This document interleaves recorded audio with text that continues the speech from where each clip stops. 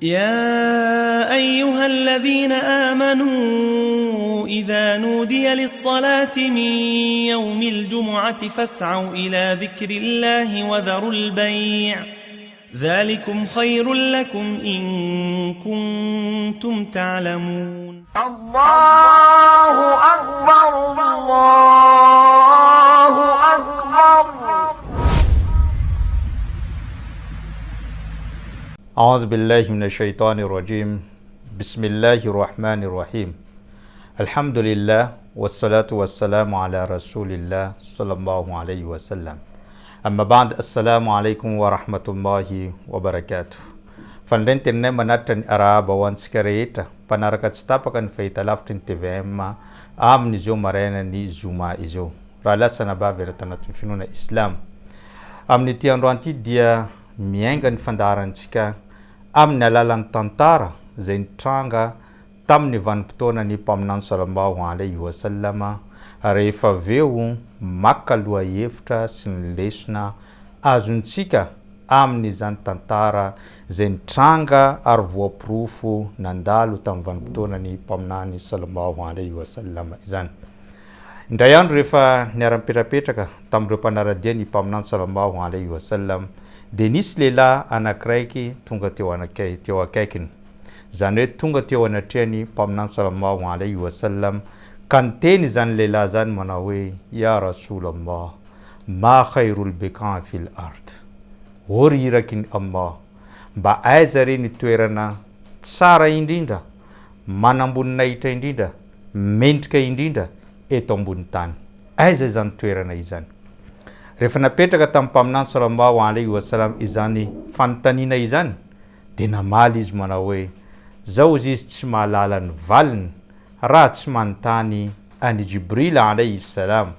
satria ny Jibril alaihi salam fantantsika fa izy no mpitondra teny avy amin'ny Allah subhanahu wa ta'ala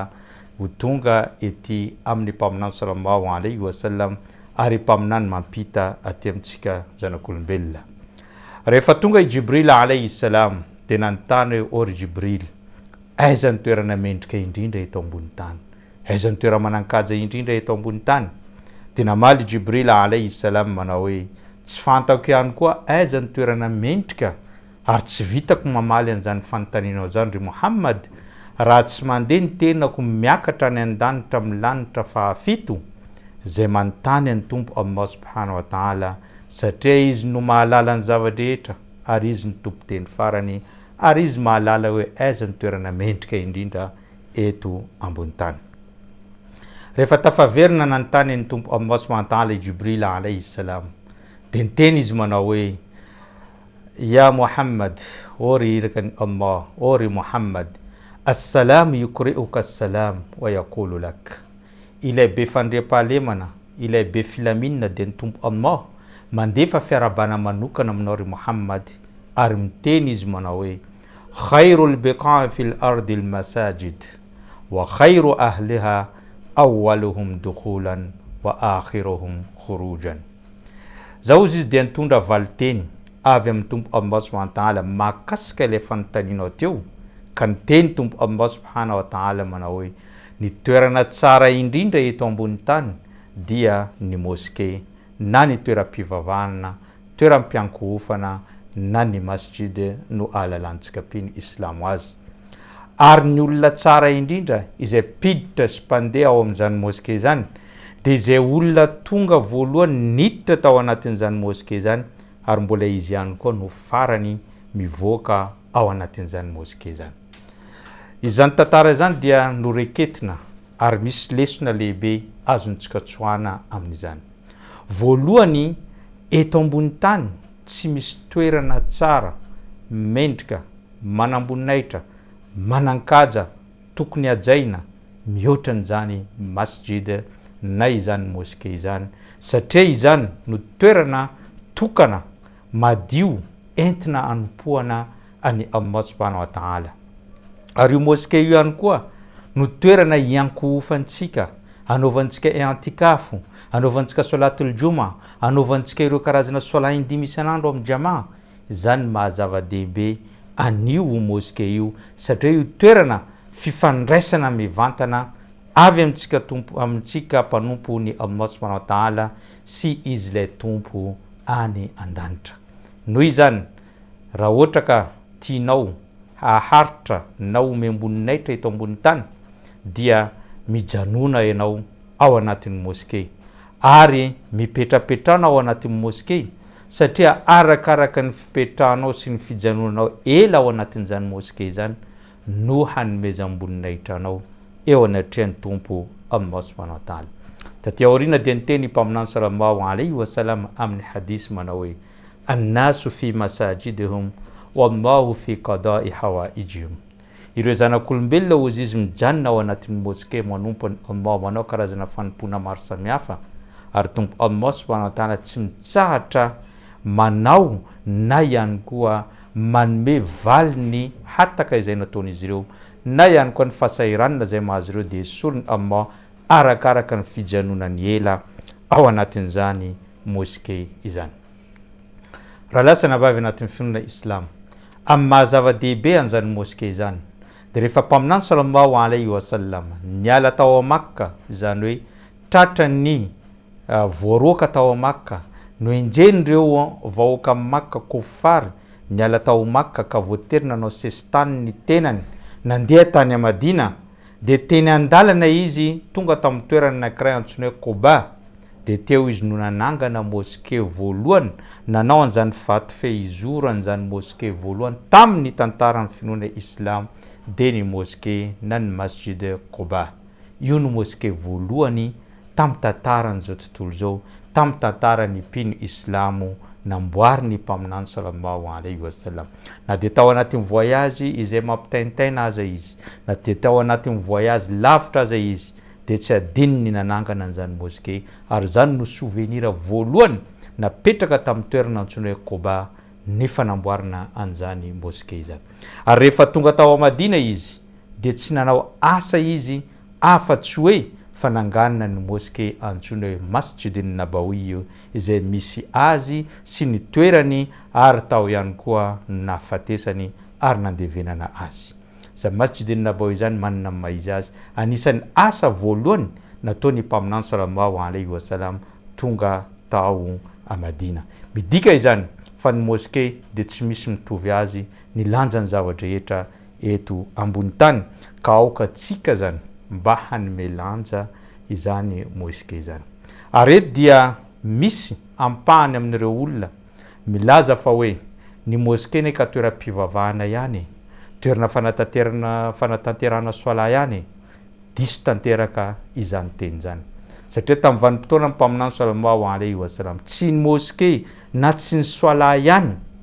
no nataony mpaminany sallallahu alayhi wa sallam izany moské izany. Tsy ny moské, tsy ny soala ihany no zavatra no tanterana tao anatin'ny moské izany. Raha ohatra ka soala ihany no anatanterana izany no atao ao anatin'ny moské izany dia mihidy izany moské izany rehefa tampotra ny soala. Saingy tamin'ny vanim-potoana ny mpaminany sallallahu alayhi wa sallam tsy izany mihitsy no anjara asan'izany moské izany. Fa voalohany ny moské dia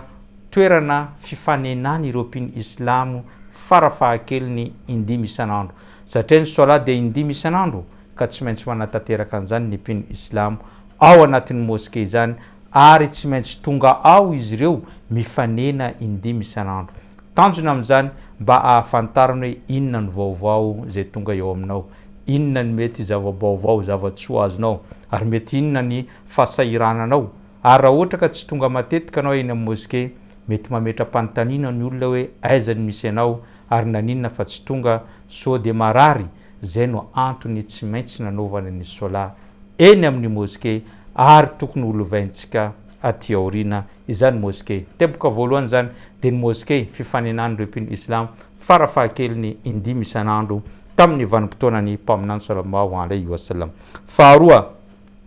io moské io no fanaovana karazana fanazara-tena ho an'ireo miaramila zay hiatrika an'izany adimasina izany satria tamin'ny vanim-potoana ny mpaminany sallallahu alaihi wasallam rehefa tonga tao a Makka izy tao a Madina izy dia nanomboka nanantanina ireo karazana fampitahorana sy fampirorona nataon'ireo kofary Makka, ireo olona tsy maty voalavan-kibo zay nanenjika amin'ny mpaminany zay efa nialany io toerana io saingy mbola nanenjika azy ary nila ady taminy ka noho izany tsy maintsy miomana miaro tena ny mpino islam ka tao anatin'ny moskey no naovan'izy ireo fanazarantena izany miaramila zany zay hiatrika ny ady tsy ela tamin'izany vanim-potoanany mpaminany sallallahu alaihi wasallam. Tamin'ny vanim-potoanany mpaminany sallallahu alaihi wasallam ihany koa dia ny moskey no raisina ho karazana toerana fitsarana zany raha vao nisy nanao tsinety dia tsaraina ao anatin'izany moskey zany satria raha ao anatin'ny moskey anao no mitsara ny olona anankiray dia atahotra anao tsy anao an'izany fitsarana am-pahamarinana zany, atahotra anao hiteny zavatra na amoaka diditsy am-pahamarinana ao anatin'ny tranony Allah satria tompo Allah subhanahu wa ta'ala mijery anao amin'izay fotoana zay ka sarotra aminao ny anao zavatra tsy marina ao anatin'izany moskey izany. Ary ihany koa moskey tamin'ny vanim-potoana ny mpaminany sallallahu alaihi wasallam dia fandraisana an'ireo vahiny manan-kaja raha ohatra ka misy karazana délégation avy any Ethiopie, avy any Rome, avy any tsy fantatra zay toerana zay avy an'izy ireo dia raisiny mpaminany sallallahu alaihi wasallam amin'ny fomba mihaja ao anatin'izany moskey izany ka toerana fandraisam-bahiny manan-kaja ihany koa ny moskey tamin'izany fotoana izany. Ary tamin'izany fotoana zany ihany koa tao anatin'izany moskey zany no toerana fanatanterahana ny zany fifamatoram-panambadiana izany raha misy olona vonina ny vehivavy sy ny lehilahy anankiray nifankatia izy ireo ka vonina iroso amin'izany fifanekena eo anatreny Allah zany dia tao anatin'ny moskey no toerana nanatanterahany mpaminany sallallahu alaihi wasallam izany. Ary tao anatin'ny moskey ihany koa rehefa tonga ny fety tao izy ireo no mifety, tao izy ireo no manao ireny karazana hetsika maro samihafa mahafinaritra amin'ireny andro ny fety ireny. Ka ny moskey tsy toeram-pivavahana ihany, tsy anaovana soala ihany izany moskey izany fa moskey dia manana ny anjarany manokana tamin'ny vanim-potoanany mpaminany sallallahu alaihi wasallam. Ary ny moskey ihany koa tamin'ny vanim-potoanany mpaminany sallallahu alaihi wasallam ny teboka anankiray na toerana anankiray iangany ireo miaramila nandeha manatanteraka an'izany adimasina izany ary io ihany koa toerana hiverenan'izy ireo tonga eo amin'ny moskey zay vao rehefa avy eo miparitaka mandeha any amin'izany fianakavian'izany. Zany no moskey na toeram-boninahitra nisy moskey tamin'ny vanim-potoanany mpaminany sallallahu alaihi wasallam. Tadidio raha lasana bavy anatin'ny fianakaviana islam fa moskey dia manamidanja, manamboninahitra, manamaha izy azy ary tompo Allah mijoro vavolombelona fa ny olona zay nanangana an'izany moskey zany dia olona tena manampinoana, tena mino azy ary tena mankatoa ny Allah subhanahu wa ta'ala. Miteny izy ao anatin'ny boky masina al-Qur'an al-Karim manao hoe innama ya'muru masajid Allah man amana billahi wal yawmil akhir wa aqama as-salata wa ata az-zakata wa lam yakhsha illa Allah fa asa ulaika an yakunu min al-muhtadin. Tenenny Allah subhanahu wa ta'ala tsy izy akory ny olona manangana an'izany moskey zany na mikarakara an'izany moskey zany na manamboatra an'izany moskey zany afa-tsy hoe olona tena nino any Allah subhanahu wa ta'ala sy ny fisian'izany andro farany zany. Ary rehefa avy eo izy ireo dia manangana ny sola, mamoaka ny zakana ampahankarena ary izy ireo tsy matahotra niza eto ambony tany afa-tsy tompo Allah subhanahu wa ta'ala irery any raha ohatra ka zany no asanao eto ambony tany dia ianao le olona tafiditra ho sy voasokajy ho olona mahitsy na ihany koa nahazo fahitsina ao anatin'izany finoana islam. Hadisy anankiray entintsika mararina ny fandarina amin'ity androany ity milaza ny haja sy ny valisoa azon'ny olona anankiray zay nanamboatra an'izany moskey zany. Teny mpaminany sallallahu alaihi wasallam manao hoe man bana lillahi masjidan bana Allahu lahu baitan fil janna. Nizaniza aminareo nanangana moskey anankiray, nanamboatra moskey anankiray ka natolony itoerana anankiray na any ambanivohitra na an-tanan-dehibe dia zany olona zany anamboarany Allah subhanahu wa ta'ala trano lehibe, lapa lehibe any amin'ny paradisa. Ka metezanao ho mpikarakara ny moskey, metezanao ho mpanamboatra an'izany moskey ary metezanao olona mendrika eto ambony tany ary olona izay tena ilaina ihany koa sy mampandroso an'izany moské zany. Raha lasana bavy anatin'ny finoana islam, ao anatin'ny finoana islam dia misy moské anankitelo zay tena manamboninaitra indrindra. Teny voalohany amin'izany ny Masjid al-Haram na ny moské al-Haram izay hita ao Makka izany moské zany, satria ny soala anankiray zay ataontsika ao anatin'izany moské zany dia azahoana valisoa 100,000 soala raha oharina amin'ny moské hafa. Ary ny moské faharoa manamboninahitra dia Masjid an-Nabawi na ny moské ny mpaminany zay namboarina rehefa izy tonga tao a Makka, tao a Madina tamin'izany vanim-potoana izany, satria ny soala anankiray ataonao dia mitovy 1000 soala amin'ny moské hafa. Ary ny masjid fahatelo manamboninahitra dia Masjid al-Aqsa ao Jerusalema na ny moské ao Jerusalema Palestina no manamboninahitra fahatelo eo anatria ny finoana islam, satria ny soala tokana zay ataonao ao dia manana lanjany ho 500 soala raha oharina amin'ny moské hafa. Ireo moské anankitelo ireo dia nita moské manana maizy azy hajay ny mpino islamo, ary ihany koa ny Masjid al-Haram no qibla fitodiantsika rehefa tsika manao an'izany soala izany. Kaoka raha lasana vavy anatin'ny finoana islam, atsika rehetra mba hanana finiavana hamangana ireo moské anankitelo ireo,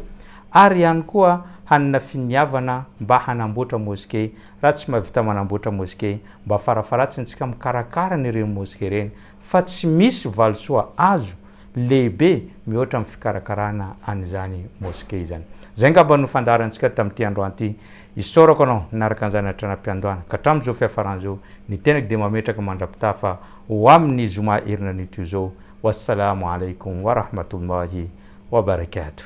يا أيها الذين آمنوا إذا نودي للصلاة من يوم الجمعة فاسعوا إلى ذكر الله وذروا البيع ذلكم خير لكم إن كنتم تعلمون. الله أكبر الله